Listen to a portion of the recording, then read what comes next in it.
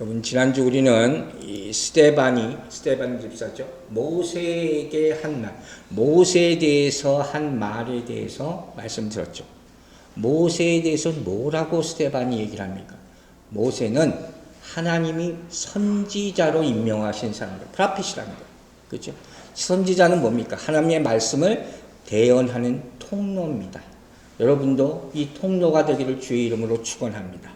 그리고 두 번째, 모세의 타이틀이 뭐라고 그랬죠? 바로 광야교회 리더예요. 광야교회, 오늘날 따지면 광야교회 담임 목사라 하는 거예요.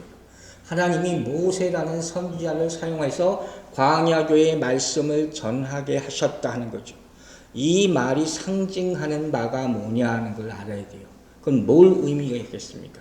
바로 이 광야 같은 세상을 살기 위해서는 뭐가 필요해요? 하나님의 말씀을 전하고 듣는 것이 반드시 필요하다는 거예요.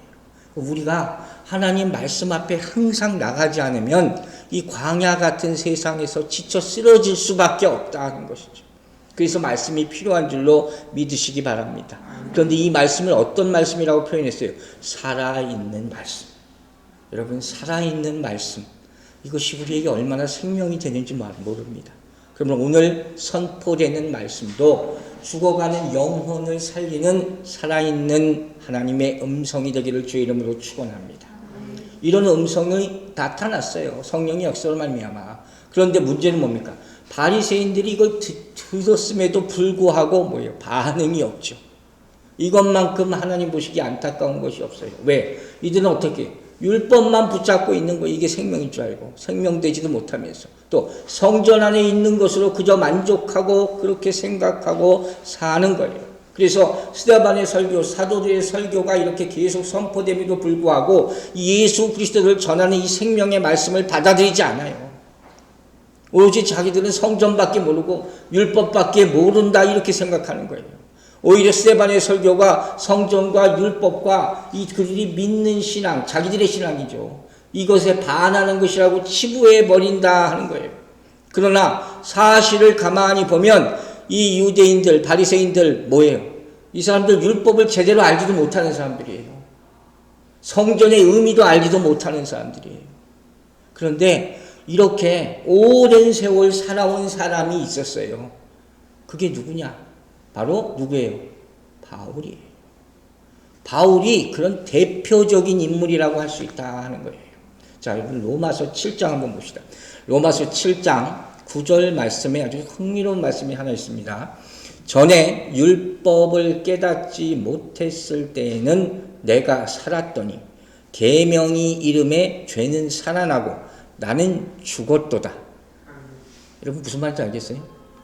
로마서 7장은 바울이 엄청 고민한 그런 챕터죠. 그죠? 7장이 있어서 8장이 있는 거예요. 7장은 정말 우리가 이건 나에게 주는 말씀이라고 고민해야 돼야 하는 그런 챕터가 로마서 7장이거든요. 근데 이렇게 얘기했어요. 전에 율법을 깨닫지 못했을 때, 그때 있었죠, 바울이. 그때는 내가 살았대요. 무슨 소리예요? 그 다음 보세요. 계명이 이름에 죄는 살아나고 나는 죽었도다. 도대체 내가 어떻게 됐다는 거예요? 내 상태가 어떻게 됐다는 거예요? 여러분 이 말씀을 이해해야 돼요. 그 다음으로 넘어갈 수 있는 거예요. 먼저 율법을 내가 깨닫지 못했을 때, 이때는 바울에게 어떤 상태였느냐? 바로 위선, 가짜선으로 살았었을 때라는 거예요. 이 바울에게도 이럴 때가 있었어요. 즉 어떻게 해요? 바리새인같이 거룩한 척하고 살았어요. 아무것도 모르고 산 거예요. 가짜 선을 행하고 살았어요. 그랬는데 율법의 의미가 뭔지 정말 깨닫고 나니까 내가 이제까지 산 것이 헛거였었구나. 이걸 깨닫게 됐다는 거죠. 율법의 의미가 이때부터 완전히 바뀌는 거예요. 그러니까 이제 예수를 그냥 건석으로 믿다가 정말로 바른 영적 생활을 한 사람에게는 반드시 이런 신앙 고백이 있어야 되는 거예요. 여러분 그랬을 거 아니에요. 내가 이제까지 멋모르고 헛살았습니다. 내 의로 살았고 교회 왔다 갔다 하는 게 난 신앙인 줄 알았는데 그게 아니었음을 깨달았습니다. 바울의 고백이 여러분의 고백이 되기를 주의 이름으로 축원합니다. 자, 그런데 그 다음 또 보세요. 뭐라고 했어요? 내가 살았더니 이러죠. 율법을 깨닫지 못했는데 살았대요. 도대체 이게 무슨 말이에요? 이게 무슨 소린고 하니 내가 죄 가운데 살았다 하는 그런 말이에요. 왜? 율법의 유용한 점이 뭐라고 했어요? 죄를 깨달아 알게 하잖아요. 근데 이 율법을 아니까 이제 내가 죄 가운데 살았음을 깨닫게 되었다는 거예요. 죄의 삭은 사망이죠. 그러면 어떻게 되냐면 너 이제 죽어. 왜? 죄인이니까 이게 나한테 선포돼야 돼요. 근데 사람들은 이걸 모르고 그냥 멋모르고 다 살잖아요. 내가 죄인지 모르고 살잖아요. 바울도 그렇게 살아왔다는 거예요. 근데 이제 참으로 감사하게 그걸 깨닫게 되는 거예요. 자, 그러면 그 다음 보세요. 마지막에 뭐라고 되어 있어요? 죄는 살아나고 나는 죽었더라. 이건 또 뭡니까? 이건 무슨 의미입니까? 바로 죄는 살아나고 나는 죽었더라. 여기서 나가 뭐예요? 죄된 육신을 말하는 거예요. 죄된 육신. 죄가 이제 다 드러났다는 거예요. 감춰져 있던 죄가. 그러니까 내 죄의 값은 사망인데 이것이 이제 완전히 나에게 나타나게 되었다는 고백이에요. 그러니까 이 로마서 7장은 그냥 바울사도가 혼자 막 고민한 그 정도가 아니라 진짜 죄가 무엇인지, 율법이 무엇인지, 내 정체가 무엇인지를 우리에게 정말로 확실하게 보여주는 지혜로운 그런 말씀이 담겨져 있다. 그러면 여러분 로마서 7장을 꼭 읽어보시기 바랍니다. 자, 그러면 왜 이제까지 이걸 깨닫지 못했을까요? 여러분 어렵지 않아요. 바울이 어떻게 깨달았어요 이걸? 담메색으로 가다가 깨달았잖아요. 이거 수십 번도 더 얘기했잖아요. 어떻게? 성령의 빛을 보고. 어떻게 해야지 깨달아요? 성령 받아야 깨달을 줄로 믿으시기 바랍니다. 오로지 이 방법밖에 없어요. 성령 받아야. 그래서 뭐예요? 살아있는 성령의 말씀을 우리가 들어야 하는 이유가 바로 여기에 있는 것이에요. 성령의 조명받기를 구하시기 바랍니다. 성령의 빛이 비추어지기를 구하시기 바랍니다. 살아있는 성령의 말씀을 듣고 은혜 받게 되기를 주의 이름으로 축원합니다. 스데반의 설교의 핵심이 바로 이거예요. 그런데 문제는 뭐예요? 당시 사람들이 그의 말을 듣지를 않았다는 거예요. 지금도 똑같죠. 이런 귀한 말씀이 선포되는데 이것을 뭐예요? 이 상태를 불경건, 불신앙 이렇게 표현하는 거예요. 그 결과가 어떻게 나타나느냐? 불경건과 불신앙. 그 결과가 어떻게 나타나느냐를 과거의 예를 들어서 지금 설명하고 있는 거예요. 오늘 본문에 계속 이어지는 거예요. 자, 보세요. 사도행전 7장 39절 말씀 봅니다. 우리 조상들이 모세에게 복종하지 아니하고자 하여 거절하며 그 마음이 도리어 애굽을 향하여. 여러분, 오늘 이 말씀은 정말 절대로 편한 마음으로 볼 수 있는 말씀이 아니에요. 정말 가슴 아픈 말씀이에요. 이 한 구절이 뭘 의미합니까? 이스라엘이 하나님께 반역했다는 얘기예요. 오늘 말씀은 힘들게 여러분 들릴 수도 있어요. 그러나 이 시대를 살아가는 우리들이 정말 집중해서 봐야 할 말씀이에요. 한마디로 이스라엘 백성은 하나님의 생명의 말씀을 전하는 모세에게 복종하지 않았다 그랬죠. 그 얘기예요. 도리어 거절했다 그랬어요. 여기서 거절했다라는 단어는 27절에 나오는 모세를 밀어뜨렸다 하는 것과 똑같은 단어가 사용됐어요. 이 말은 이스라엘이 모세를 거절한 것은 어쩔 수 없는 것이 아니에요. 수동적인 것이 아니라 적극적으로, 의도적으로 밀쳐냈다 하는 것이 거부했다. 자기가 싫었다는 거예요. 바울 사도는 이 상태를 로마서 1장에서 이렇게 표현합니다. 자, 1장 28절 보세요. 또한 그들이 마음에 하나님 두기를 어떻게 해요? 싫어하며. 그 다음 볼 것도 없어요. 결과니까. 하나님 두기를 싫어하며. 누가? 이스라엘 백성이. 하나님을 싫어했다 성경은 분명히 얘기해요. 모세만 싫어한 게 아니라는 거잖아요. 모세를 싫어했다는 얘기가 결국 하나님을 싫어했다는 거예요. 그러니까 모세의 포커스를 맞출 것도 없어요. 사실 돌아보니까 모세는요, 평생 동안 이스라엘 백성으로부터 이렇게 지지받아 본 적이 없어. 그것도 참 가슴 아픈 일이에요. 계속 거절만 당해왔었어요. 분명히 하나님이 세우신 선지자고 광야교회의 지도자인데 이스라엘 사람들, 이끌어야 될 사람들인데 계속 거부만 당해요. 출애굽 전에도 그랬어요. 바로의 궁정에 있을 때도 사실 거부당했어요. 이후에도 계속 거부당하고 있어요. 여러분, 모세의 딜레마에 빠질 수 있는 거 아니에요? 얼마나 가슴 아픈 일이에요. 이거 내가 뭔가 하는 거죠. 내가 정말 주의 종으로서 쓰임받고 있는 것인가? 고민하지 않을 수 없는 상황 가운데 살아가는 거예요. 이것을 구원의 관점에서 보면 어떤 얘기를 할 수 있는가? 구원이 시작되고 구원이 완성되기까지가 절대로 쉬운 것이 아니라는 거예요. 계속 사단의 유혹과 방해가 있다 하는 것이에요. 여러분, 누가 과연 최종 구원에 도달할 수 있을 것인가? 이게 이슈예요. 여기 있는 모든 분들이 다 구원받게 되기를, 이 시험에 다 통과하게 되기를 주의 이름으로 축원합니다. 우리 일생 평생에 하늘 날아가는 그 순간까지 믿음의 시험이 계속 있을 거라는 거예요. 자, 왜 이스라엘은 모세를 거절했을까? 오늘 본문이 뭐라 그래요? 그 마음이 하나님을 잊어버리고 어디를 향했어요? 애굽을 향했다.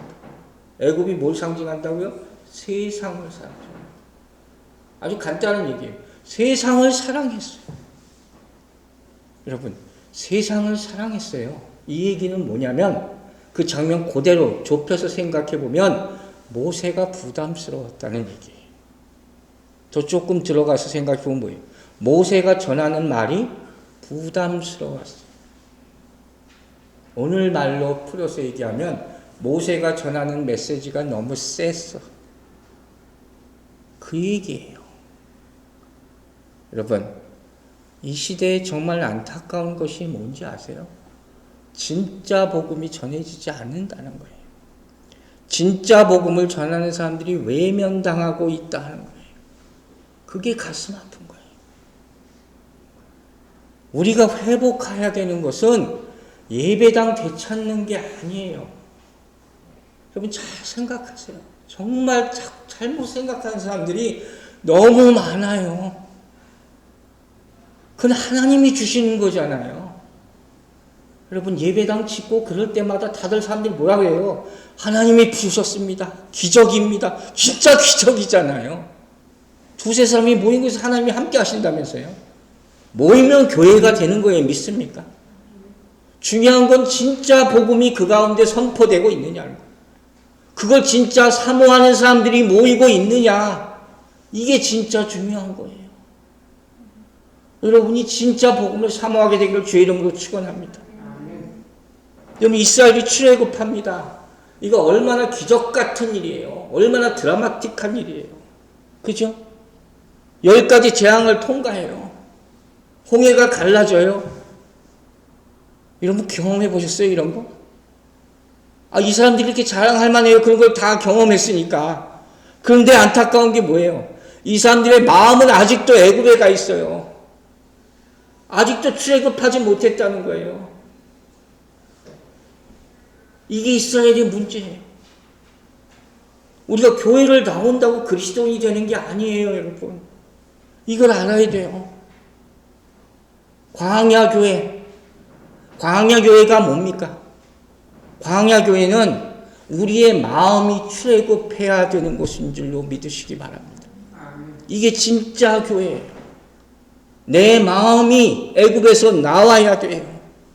실패하면 가나안에 가요? 못 가요? 못 간단 말이에요. 이제 광야교회에 왔으면 거기서 애굽에서 못 보던 걸 만나야 되는 게 교회예요. 거룩을 만나고 하나님의 은혜를 체험하고 내가 진정으로 회개하고 믿음이 점점 성장해 가는 것, 그것이 교회인 줄로 믿으시기 바랍니다. 그게 진짜 교회란 말이에요. 애굽에서 못 봤던 것. 그래서 교회는 어떤 곳이에요? 세상에서 가르치지 않는 것을 배우는 곳이에요. 우리 교회가 그런 교회가 되기를 주의 이름으로 축원합니다. 이런 말씀을 전했어요. 그런데 그들이 모세를 거절했다. 왜? 여기서 우리는 광야교회에서 진짜 필요한 세 가지 믿음의 모습을 보게 됩니다. 어려운 게 아니에요. 우리가 진짜 필요한 기본적인 세 가지 믿음 뭡니까? 첫 번째 뭐겠어요? 하나님을 믿는 믿음이죠. 절대적으로 하나님만 믿는 믿음이에요. 두 번째는 뭡니까? 하나님의 말씀을 믿으시기 바랍니다. 광야교회의 특징, 축복은 뭐라고요? 계속 하나님의 말씀이 주어지고 있죠. 세상에 이런 축복이 어디 있어요? 오로지 하나님만 바라보게 하는 축복의 장소가 광야예요. 하나님의 말씀이 계속 전해지고 있어요. 그러니까 어떻게 듣는 사람들은 어떻게 해야 돼요? 그 말씀대로만 따라가면 되는 거예요.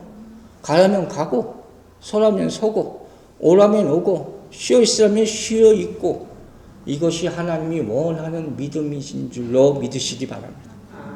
근데 이게 쉽지 않죠. 이게 문제인 거예요. 이게 쉽지 않다니까요. 셋째, 광야에서 필요한 믿음이 뭐냐? 모세를 하나님의 사람이라고 믿는 믿음이에요. 하나님이 누구를 통해서 말씀을 전합니까? 모세를 통해서. 모세는 하나님이 지명하신 사람이에요. 이 시대는 수많은 사람들이 말씀을 전하지만 그 시대는 어땠어요? 하나님이 모세, 선지자를 딱 지명해서 말씀을 주셨단 말이에요. 즉 이 말은 모세의 말씀을 하나님의 말씀으로 믿어야 된다는 거예요. 그 믿음이 필요하다 하는 거예요. 여러분, 말씀을 전하는 사자들, 그 사람들의 말을 거절하지 않게 되기를 바랍니다. 그러면 결국 어떻게 돼요? 하나님을 거절하게 되는 거예요. 그렇게 가는 거예요. 시편 기자가 시편 14편 1절에서 이렇게 말했어요. 어리석은 자는 그의 마음에 이르기를 하나님이 없다 하는도다. 그는 부패하고 행실이 가증하니 선을 행하는 자가 없도다. 그 결과죠. 하나님이 없다 하는 거예요. 여러분 하나님이 있습니까? 없습니까? 당연히 있죠. 그런데 하나님이 없다 하고 말을 나올 수가 있다는 거예요. 벌써 배교하게 되는 그 상황이 오고 있다는 거예요. 탕자의 비유 생각해 보세요. 탕자가 아버지께 엉뚱한 욕을 하다가 가출해서 나가죠. 왜 나갔을까요? 왜 그렇게 나갔을까요? 내가 아버지로부터 벗어나기만 하면 내 맘대로 살 수 있을 거 생각하고 나가는 거예요. 그죠? 그래 나가보니까 어때요? 세상이 그렇게 만만합니까? 세상이 이렇게 마음대로 됩니까? 아니잖아요. 세상이 막 환영해줘야 잘 왔다고? 아니죠. 로마서 8장 7절에서 뭐라고 했어요? 육신의 생각은 하나님과 원수가 된다. 육신의 생각은 언제든지 들어올 수 있어요. 언제든지 들어올 수 있어요. 우리가 아무리 하나님을 믿는다고 얘기하더라도 언제든지 육신의 생각이 내가 들어와서 하나님의 법에 굴복하지 않게 만들어요. 할 수도 없게 만든다고 그랬어요. 할 수 없게 만들어요. 그렇게 육신이 무서운 거라는 거예요. 여기서 복종하지 않는다 할 때 복종은 듣지 않는다는 게 경청하지 않는다. 모세를 거부한 것은 하나님을 거부한 것이고 결과적으로 하나님의 말씀을 듣지 않았다는 거예요. 여러분, 하나님이 기뻐하시는 순종은 뭐로부터 시작되는지 아세요? 하나님의 말씀을 듣는 것으로부터 시작됨을 믿으시기 바랍니다. 들으세요. 제발 들으세요. 우리 교회 홈페이지 있잖아요. 얼마나 그게 여러분에게 귀한 건지 아십니까? 들으면서 보세요. 그러면 배가 돼요, 여러분의 은혜가.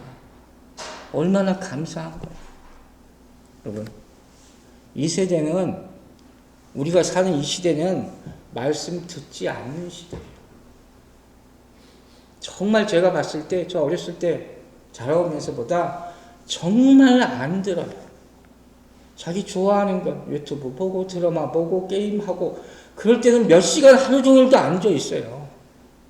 그런데 하나님 말씀 듣는 건 그렇게 힘들어해요. 여러분, 설교는 요약해서 던져주는 게 아니에요. 이건 하나님이 필요해서 주시는 그런 말씀이에요. 제가 걱정돼요. 이렇게 다 잘못하면 누가 요약 성경 만들겠다. 이건 그렇게 안 될 것 같아요. 좀 있으면 카톡으로 던져달라고 그럴 거예요. 근데 그러다가 여러분 서비스 중단되면 어떡할래요? 그게 안 될 것 같아요. 우리가 지금 봤잖아요. 대통령의 메시지도 차단이 돼요. 미국 대통령의 메시지가 차단이 된다니까요. 우리가 동영상 보는 거, 뭐 듣는 거, 인터넷으로 우리는 아무것도 아니에요. 이걸 알아야 돼요. 말씀 듣지 못할 때가 옵니다. 그때가 오면 교회 온다는 거 상상도 못합니다. 지금 이거 벌써 1년 됐어요. 아시죠? 아무것도 못하고 있어요. 제가 왜 말씀 암송 시작한지 아세요? 옛날부터 있었던 건데. 왜? 말씀을 조금이라도 내가 알고 있어야지 살 수가 있으니까. 성경 옛날에도 그랬어요. 배교의 때가 오면 이거 다 못 보게 합니다. 이거 분명히 옵니다. 성경에 나와 있는 거예요. 여러분, 정말 결단해야 될 때예요. 오늘 말씀이 그걸 상징적으로 보여주는 거예요. 정말 여러분이 예수 믿고 구원받고 천국 가기 원하십니까? 그러면 선택하세요. 말씀을 사모하게 되길 주의 이름으로 축원합니다. 자, 오늘 본문 보세요. 모세가 거절한 결과가 어떻게 납니까? 마음이 어디로 향했어요? 애굽으로 향했다. 뭐가 애굽으로 향했다? 마음이 애굽으로 향했다. 불신앙의 원인은 어디 있습니까? 마음에 있는 거예요. 왜? 마음이 다 결정하는 거예요. 마음 먹기 달렸다는 거예요. 마음이 인격의 중심이에요. 욕망이 시작되는 곳이 마음이라는 거예요. 불신앙은 머리로 내가 결정하지 않아요. 내 마음이 결정하는 거예요. 사람은 예수 믿기 전, 후 크게 차이가 없어요. 머리가 좋아졌다 나빠졌다 하는 것도 아니에요. 그리스도인이 되는 것은 머리로 되는 것이 아니잖아요. 여러분 알죠? 사울이 바울 될 때 어떻게 됐습니까? 그래서 머리가 갑자기 나빠지고 좋아지고 했습니까? 아니죠. 그 마음이 변했다는 거예요. 마음이 완전히 바뀐 거예요. 그래서 로마서 7장 안에서 보면 마음이 이렇게 전쟁하고 있는 거예요. 내가 어떤 것을 선택할 것인가 하는 거예요. 그러다 결국 8장에서 뭐예요? 그리스도 예수 안에 있는 자에게는 결코 정죄함이 없다. 이거 선포하는 거예요. 선포하고 난 이렇게 살 거야 하지 않으면 절대로 그렇게 살지 못한다는 걸 얘기하는 거예요. 여러분, 불신앙의 마음이 들지 않게 되기를 주의 이름으로 축원합니다. 문제는 뭐냐면 마귀가 이걸 우리보다 더 잘 알아요. 그래서 마귀가 우리 마음을 공격하는 거예요. 사단이 하와를 유혹할 때 어떻게 합니까? 하와가 결정하잖아요. 하나님이 그렇게 하라고 그러더냐? 머리로 생각해서 결정했을까? 아니에요. 그 마음을 흔드는 거예요. 하와 넘어가고 아담 넘어가고 그의 자손들 다 넘어가는 거예요. 이걸 원죄라고 부르는 거예요. 원죄. 이게 죄란 말이에요. 여러분의 마음을 움직이는 것이 무엇인지 잘 생각해 보시기 바랍니다. 왜? 그것이 여러분의 행동을 지배하는 거예요. 분명히 그렇게 됩니다.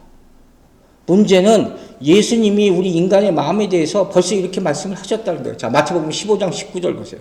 마음에서 나오는 것은 악한 생각과 살인과 간음과 음란과 도둑질과 거짓 증언과 비방이니. 이게 어떤 상태예요? 이미 사단이 이 사람의 마음의 주인이 돼버린 상태. 이거 어떻게 할 수 없는 거예요. 마음이 애국으로 향했다는 것은 종교적으로 벌써 하나님 버린 거예요. 우리가 세상을 향한 마음이 들 때가 있어요. 왜 없겠습니까? 그러나 그 생각이 들 때마다 분명히 한 번 꼭 점검해야 되는 것은 무엇이냐? 하나님을 향한 마음보다 이게 더 큰가? 이러면 큰일 나는 거예요. 하나님을 향한 마음보다 이게 더 앞서가고 있는가? 이게 더 먼저 생각나고 있지 않은지 이걸 생각하라는 거예요. 결국 이스라엘은 선택했다니까요. 어디를? 애굽을. 하나님이 광야를 끌고 왔는데 이들은 애굽을 선택했어요. 분명히 갈등했던 시간이 있겠죠. 우리처럼. 왜 갈등을 안 했겠어요. 그러나 결국 어떻게 한 거예요? 하나님이 택하신 거, 하나님이 인도하신 거, 하나님이 바라는 모든 방향과 이것과 반대 방향으로 나는 가겠습니다. 이렇게 결정한 거예요. 출애굽 싫어했다는 거죠. 구원을 싫어했다는 거죠. 그 결과가 어떻게 됐다고 성경이 얘기합니까? 불평하고 원망한 사람들은 가나안에 못 갔어요. 광야에 왔다니까요. 광야 교회에 왔다니까요. 여러분 천국 못 갈 수 있어요. 교회에 와도 성경이 그걸 얘기하는 거예요. 분명하게. 지난주에 출애굽을 제가 구원에 비유해서 설명을 했죠. 애굽에서 나와서 광야 교회를 거쳐서 그죠? 가나안까지 가는 것이 구원의 완성이라고 했어요. 이게 하나님의 뜻이에요. 그러면 조금 더 깊이 들어가요. 자, 이 사람들이 왜 애굽으로 다시 돌이키려 했을까? 왜 그 마음이 기껏 다 왔는데 왜 다시 돌아가려고 해요? 왜 그랬을까요? 가장 근본적인 이유를 한번 생각해 봤어요. 뭘까? 바로 430년 동안 애굽에서 노예 생활한 영향력이 그게 어마어마해요. 제가 이걸 좀 더 공부 좀 해보려고 해요. 왜 하나님은 그렇게 오랜 세월을 그냥 놔뒀어요? 너무 야속하잖아요. 430년이 도대체 뭡니까? 완전히 태어날 때부터 노예, 그죠? 여러분, 죄의 노예된 자의 마음은 어떨 것 같아요? 나는 표현력이 없어서 이렇게밖에 안 들려요. 시커멓다.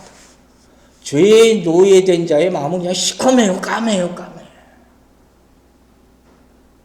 이게 출애굽한 사람들의 마음이었어요. 여러분 생각해 보세요. 먼저 애굽에 있을 때 이들이 섬기던 게 뭡니까? 애굽의 신이죠. 바로를 섬기죠. 애굽의 여러 가지 수많은 신 가운데 중요한 신이 하나 있어요. 나중에 이 사람들이 나중에 나오는 것. 송아지도 그들이 섬겼던 신 가운데 하나예요. 그런데 이거 어떻게 태어날 때부터 다 섬기고 있었는데 그냥 섬기는 게 뭣도 모르고 태어난 거예요. 조상이 섬기던 것. 우리도 그런 게 많잖아요. 부모도 섬기던 것, 모르고 섬기던 것, 따라다니던 것 많잖아요. 그냥 좋다고 가는 거예요. 우리에게는 어떤 거예요? 우리가 과거에 사랑하던 것, 과거에 섬기던 것, 내 안에 있는 죄의 성, 이걸 상징하는 거예요. 그런데 자 보세요. 하나님이 출애굽 시키시기 전에 중요한 일을 한 가지 하셨어요. 그게 뭐죠? 10가지 재앙. 그거 왜 주셨어요? 이거 다 제거하고 오라는 거예요. 10가지 재앙은 10번의 찬스예요. 그 기회를 주신 거라요. 물 힘들죠. 그러나 이걸 통과하면 뭘 깨달아요? 고난이 유익이다. 불순물을 제거해 주는 거예요. 이게 애굽의 삶이었어요. 자, 이제 광야로 왔어요. 광야에서는 뭘 섬기는 곳입니까? 하나님만을 섬기는 곳이에요. 그런데 문제가 있어요. 이게 잘 안 돼요, 생각보다. 왜 안 되니까요? 왜? 애굽의 때를 벗겨내지 못했어요. 애굽의 문화는 쉽게 사라지지 않아요. 430년을 그렇게 살았으니까. 하나님을 바라보라고 만날 준다고 하늘을 보게 하잖아요. 이제 시작했어요. 눈은 하늘을 보기 시작했는데 그리고 살아가는데 문제가 뭔지 아세요? 제가 재밌는 표현을 하나 쓸게요. 눈은 자꾸 하늘을 보려고 했는데 왜 변하지 않을까? 애굽의 나쁜 것을 내 신발에 묻혀가지고 나와버렸어요.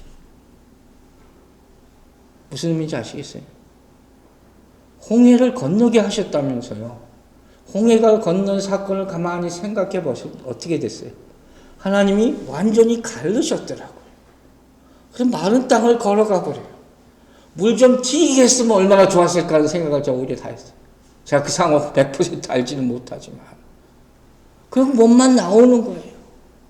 나중에 여러분 요단강 건널 때 어떻게 하시는지 아세요?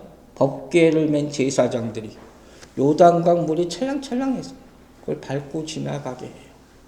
왜 모세에게 내 신을 벗으라 하신지를 알아야 돼요. 다 깨끗이 하시는 거예요. 하나님 앞에 나아갈 때 내게 불순물이 없게 되기를 주의 이름으로 축원합니다. 바울 사도가 로마서 12장에서 이렇게 표현해요. 12장 2절 보세요.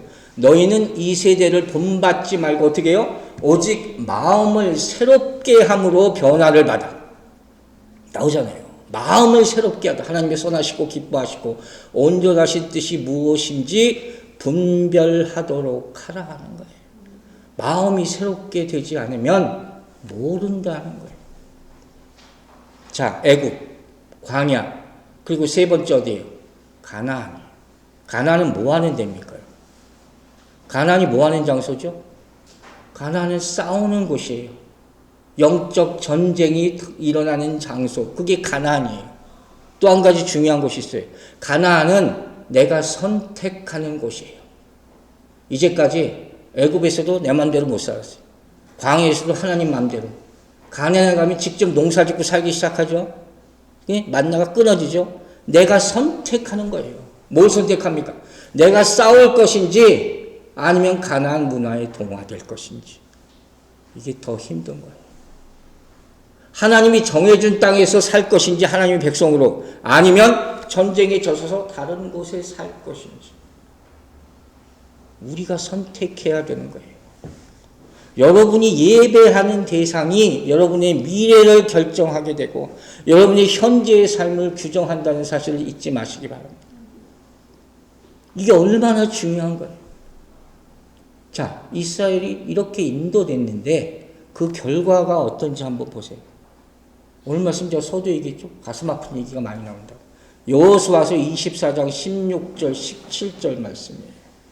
자, 여호수아가 마지막 다짐을 합니다. 이제 죽기 전에 백성이 대답하여 이르되 우리가 결단코 여호와를 버리고 다른 신들을 섬기기를 하지 아니하리니 이는 우리 하나님 여호와께서 친히 우리와 우리 조상들을 인도하여 애굽 땅 종되었던 집에서 올라오게 하시고 우리 목전에서 그 큰 이적을 행하시고 우리가 행한 모든 길과 우리가 지나온 모든 백성들 중에서 우리를 보호하셨으며. 무슨 말씀이에요? 여호수아가 마지막으로 다짐하는 거예요. 하나님을 절대로 잊지 않겠습니다. 하나님을 버리지 않겠습니다. 다짐해라. 다짐해라. 이렇게 얘기하는 거예요. 그런데 성경에 그 다음 챕터 2개 지나서 2장을 지나서 사사기 나와요. 사사기 1장 2장에 8절과 10절 보세요. 이런 말씀이 있어요. 사사기. 여호와의 종 눈의 아들 여호수아가 110세의 죽음에 이제 여호수아 시대가 끝납니다. 그 세대의 사람들도 다 그 조상들에게로 돌아갔고 그 다음 보세요. 그 후에 일어난 다른 세대는 어떻게 해요? 여호와를 알지 못하며 여호와께서 이스라엘을 위하여 행하신 일도 알지 못하였더라. 이게 얼마나 가슴 아픈 말씀인지 아시겠어요? 하나님 몰랐어요. 그리고 소위 말하는 암흑시대라고 불리는 사사시대가 시작되는 거예요. 하나님을 알지 못하는 세대. 오늘날 저는 이거 신앙의 세대 차이라고 이름을 붙이고 싶어요. 틀려요. 그런데 우리가 이미 봤던 출애굽기 1장 보세요. 8절부터 10절까지 말씀을 제가 읽겠어요. 출애굽기 1장 8절부터 10절. 요셉을 알지 못하는 세 왕이 일어나. 처음부터 나오죠. 요셉을 알지 못한다는 게 뭐예요? 하나님을 알지 못하는 거. 이 얘기예요. 그 다음 뭐 읽으나 많아요. 애굽을 다스리더니 그가 그 백성에게 이르되 이 백성 이스라엘 자손이 우리보다 많고 강하도다. 자, 우리가 그들에 대하여 지혜롭게 하자. 두렵건대 그들이 더 많게 되면 전쟁이 일어날 때 우리 대적과 합하여 우리와 싸우고 이 땅에서 나갈까 하고. 이때부터 어떻게 돼요? 이스라엘에 대한 핍박이 시작되는 거예요. 여러분 저는 이 보면서 사사기 보고 여호수아 보고 이 말씀 보면서 소름 끼쳤어요. 왜? 반복되는 역사. 반복되는 역사예요. 그죠? 하나님을 알지 못하는 세대. 그래도 우리 세대는 우리 어른들은 하나님을 조금 많이 들어왔어요. 근데 우리 자녀들의 세대는 여러분 틀려요. 정말 아니에요. 여기 청년들도 여기 있고 어린애들도 있고 한번 물어보세요. 집에 가서. 대답 잘하면 용돈 준다고 물어보세요.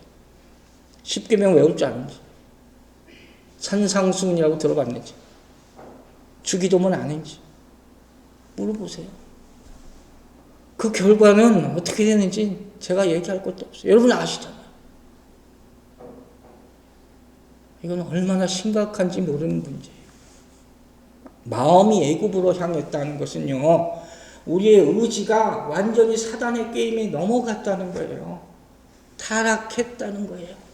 정신도 완전히 타락했다는 거예요. 사단의 영이라는 게 그래요. 거짓의 영, 사단의 역사는 거짓의 영이 우리를 착각하게 만들어요. 이스라엘이 한 말 들어보세요. 그때가 지금보다 나았다. 노예로 있을 때가 지금보다 나았대요. 그 다시 돌아가면 더 잘 살 수 있을 것 같다. 이렇게 얘기하는 거예요. 이게 사단의 전략이에요. 우리의 이기심과 우리의 불안함, 우리의 두려움을 이용하는 거죠. 진짜 좋은 데 있는데도, 진짜 좋은 말씀을, 하나님의 말씀을 직접 듣고 있는데도 옛날 그 노예 생활이 더 좋았다는 거예요. 여러분, 광야는 이제 선택하는 곳이에요. 내 믿음을 선택하는 곳. 진짜 하나님께로 마음을 돌이키는 그런 결단을 하는 여러분들 되시기를 주의 이름으로 축원합니다. 이것만이 살 길이에요. 사단이 하는 일이 뭐예요? 트위스트하는 거죠. 말씀 왜곡하는 거예요. 그래서 어떻게 올바른 판단을 내릴 수가 없어요. 진리가 뭔지 모르니까. 진리는 하나인데 진리가 다 틀리잖아요. 다 틀리잖아요. 그러니까 판단이 어려워지는 거죠. 그래서 어떻게 했다고 나왔어요? 출애굽기 16장 3절 봅니다. 이스라엘 자손이 그들에게 이르되 우리가 애굽 땅에서 고기가마 곁에 앉아있던 때와 떡을 배불리 먹던 때에 여호와의 손에 죽었더라면 좋았을 것을 너희가 이 광야로 우리를 인도해내어 이 온 회종이 주려 죽게 하는도다. 제정신입니까? 지금 이러고 있어요. 올바른 이성을 갖춘 하나님의 사람이라면 어떻게 이런 말을 할 수가 있습니까? 자유보다 노예가 더 좋다는 거예요. 이게 타락의 증거예요. 정말 바보 같은 말이에요. 여러분 이번 주 암송 구절 뭐죠? 갈라디아서 5장 1절 뭐예요? 다시는 종의 멍에를 매지 말자. 다시는 종의 멍에를 말지 마시기 바랍니다. 여러분 출애굽했죠? 다시는 돌아가지 않기를 주의 이름으로 축원합니다. 죄는 기억력에도 영향을 줘요. 여러분 오늘 본문 보시면 알잖아요. 참 이해가 안 가요. 애굽에서 노역을 그렇게 하면서 노예로 430년을 살았는데 어떻게 이렇게 그 고통을 금방 잊어버릴 수가 있어요. 하나님께 부르짖었고 하나님의 그 음성을 들으셨다고 했잖아요. 살려주세요. 해방시켜주세요. 했는데 어떻게 이렇게 금방 다시 다 돌아가겠다고 해요. 정말 이해가 안 가요. 왜 그랬을까요? 그 이유가 뭔지 아세요? 현실을 직시하지 않기 때문이에요. 그게 무슨 소리냐? 이제 광야에 오면 광야의 삶을 살아야 돼요. 광야의 삶을 살아야 되는 거예요. 그게 왜 안 될까요? 왜 안 되는지 아세요? 이 사람들 벌써 노예 근성에 꽉 차 있어서 변화되기를 싫어해요. 똑같은 것만 반복해서 살아왔거든. 진취적인 생각이 없어요. 뭐 크리에이티브한 생각을 전혀 못하게 만드는 거. 이게 노예가 하는 거예요. 조금만 새로운 걸 하려고 하면 힘들어요. 그러면서 뭐라 그러는지 아세요? 아니 그때가 더 괜찮았어. 이게 뭐예요? 우리 고린도전서 배웠죠? 자기를 속이는 거예요. 여러분 잘 생각하세요. 내가 왜 자기를 속이고 살고 있는지, 우리가 얼마나 자기를 속이고 살고 있는지, 정말 죄가 만연한 세상 가운데 환경에 둘러싸여서 우리는 살고 있어요. 알죠? 그걸 알면도 불구하고 뭐라 그래요? 그걸 의식하지 못하고 살아요. 맨날 당하고만 살아요. 이게 얼마나 안타까운 거예요. 평생 동안 근심 걱정이 끊이지 않는 상태예요. 그러면서 겨우 하는 말이 괜찮아지겠지. 이건 믿음이 아니에요. 이게 소망도 아니에요. 아무것도 아니에요. 이건 뭐예요? 언제든지 유혹에 빠지기 쉬운 모습을 그냥 탄식하는 것밖에 안 돼요. 이게 그리스도인이라면 너무 불쌍한 거 아닙니까? 너무 안타까운 모습 아닙니까? 이게 지금도 똑같아요. 이렇게 잊어버리는 게. 우리가 이런 일을 얼마나 많이 겪습니까? 우리가 막 몸이 아플 때 하나님 치료해 주세요. 고쳐주세요. 고쳐주시만 하면 내가 하나님을 위해서 막 이러잖아요. 그 고침받고 나면 싹 잊어버려요. 우리가 얼마나 많은 경우 이렇게 했습니까? 왜 그런지 아세요? 우리의 그 순간의 아픈 법, 문제가 더 중요한 건데, 문제의 핵심이 중요한 건데, 그건 생각하지 않는 거예요. 당장의 아픔만 극복하려고 하기 때문에 이 문제를 극복하지 못하는 거예요. 이게 우리의 삶의 모습이에요. 이럴 때 자주 예로 드는 거 있잖아요. 술 많이 먹는 분들 있잖아요. 술 먹고 나서 속이 아파서 죽으려고 그래요. 다시는 내가 술을 안 먹겠다. 또 먹으면 내가 성을 간다. 석을 골백번도 더 갈았을 거예요. 이게 우리의 모습이에요. 여러분, 보세요. 어떻게 이스라엘 백성은 이렇게 하나님이 세우신 모세에게 반역했을까? 이게 그들의 불신앙이에요. 불경건. 하나님을 거절하는 거예요. 더 세게 말하면 하나님 얼굴에 침 뱉는 거예요. 안타까운 마음으로 말하면 하나님의 용서를 거절하는 거. 하나님의 화목을 거절하는 거. 하나님이 새 생명을 주신다 그러는데 나는 안 받아도 됩니다 하는 거. 이게 가슴 아픈 거예요. 얼마나 가슴 아픈 스토리입니까 이것이. 요한복음 3장 19절 이렇게 얘기하고 있어요. 그 정죄는 이것이니 곧 빛이 세상에 왔으되 사람들이 자기 행위가 악함으로 빛보다 어두움을 더 사랑한 것이니라. 아주 꽉 못을 박아버렸어요. 빛이 없어서가 아니죠. 지식이 없어서가 아니죠. 말씀이 없어서가 아니죠. 그래서 세상이 어지러운 것이 아니라 빛은 비춰줬어요. 근데 왜 복음을 선택해요? 마음이 악을 더 사랑합니다. 내 마음이 이미 악을 더 사랑해요. 그걸 마가복음이 이렇게 표현합니다. 자, 마가복음 8장 34절 보세요. 이 백성이 입술로는 나를 공경하되 마음은 내게서 멀도다. 벌써 멀어졌어요. 하나님의 마음이 여러분으로부터 멀어지지 않게 되기를 간절히 기도합니다. 여러분의 마음이 어디 있는가? 매일 점검해 보세요.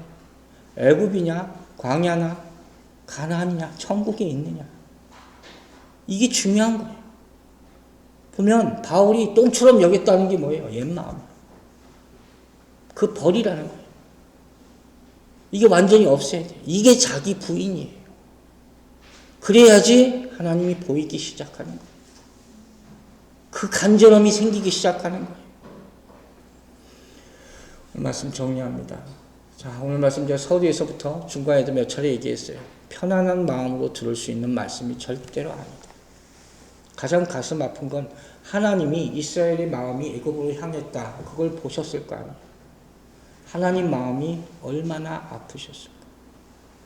얼마나 아프셨을까. 여러분, 계시록을 보면 마지막 때에 대해서 심판에 하는 말씀이 나오죠. 그런데 그 전에 심판에 대한 말씀이 선포되기 직전에 무슨 말씀인지 기억하세요? 7교회의 말씀이 전해집니다. 근데 그 7교회가 사실 다 작은 교회들, 보잘것없는 교회들이에요. 그러나 귀한 것이 뭔지 아세요?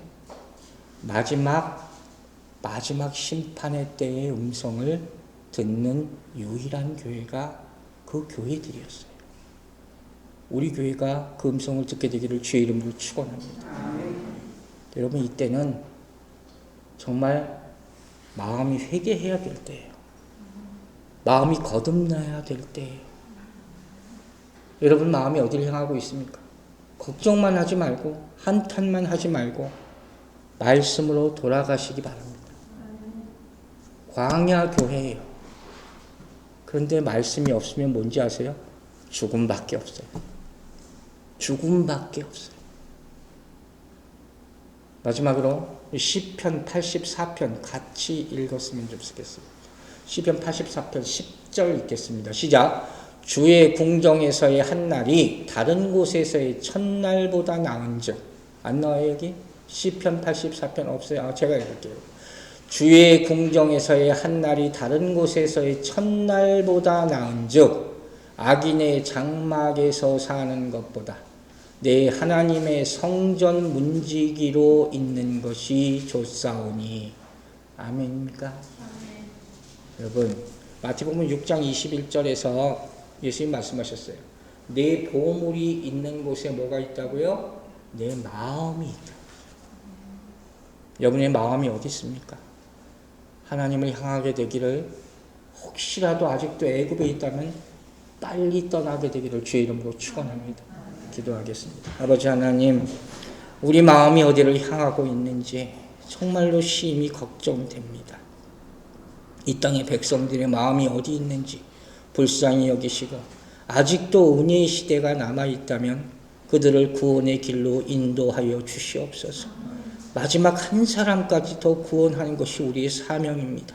우리 가족 가운데, 주변 가운데 그 불쌍한 영혼들 보게 하여 주시고, 그들의 마음을 세상에 두지 말게 하여 주시고, 이제 얼마 남지 않는 시간 하나님께 그 마음을 돌이켜 천국으로 다 함께 인도될 수 있도록 축복하여 주시옵소서. 감사드리며 예수 그리스도의 이름으로 기도했습니다. 아멘. 우리 다 함께 찬송